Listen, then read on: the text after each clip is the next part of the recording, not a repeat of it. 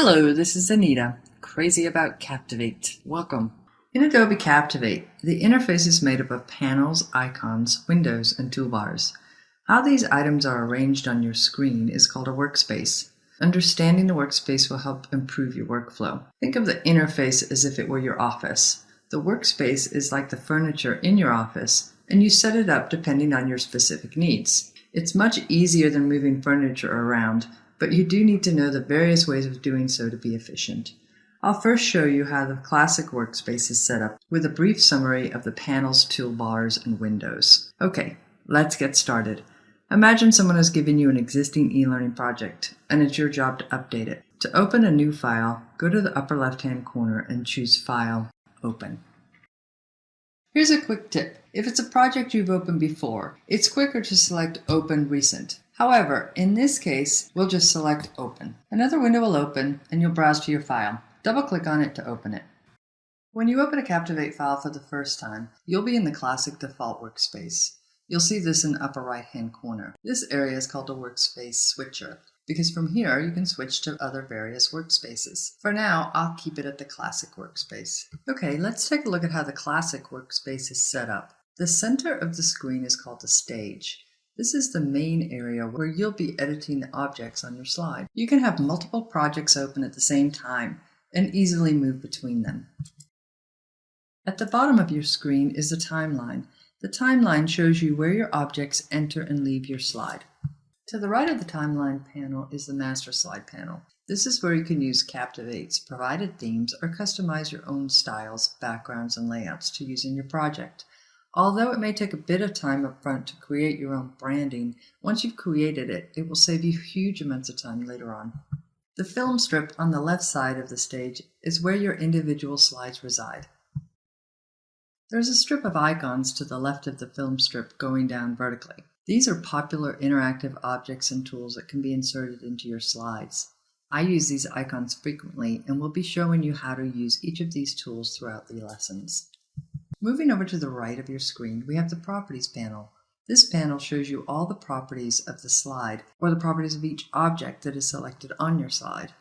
The Library panel to the right of the Properties panel stores the assets that you import into your project and is a great resource.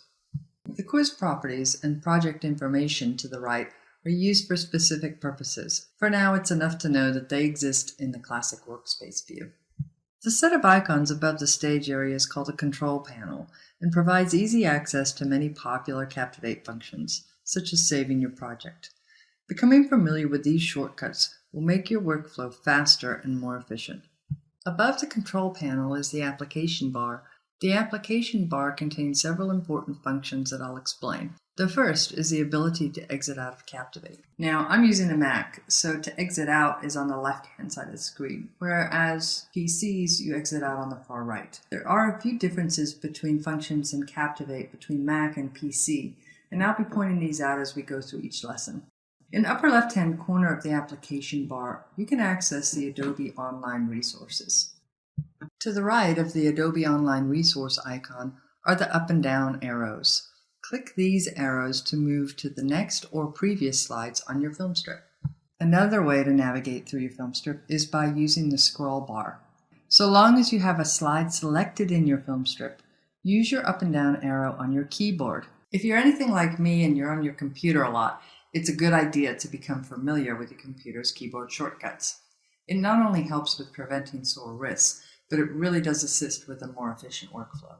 You can also navigate to a specific slide by typing in a number in the Application bar. Another way to move slides around in your film strip and to see all your slides is to physically move the panel, but I'll be discussing more about this feature later on. To the right of the slide count is the Zoom In and Out feature.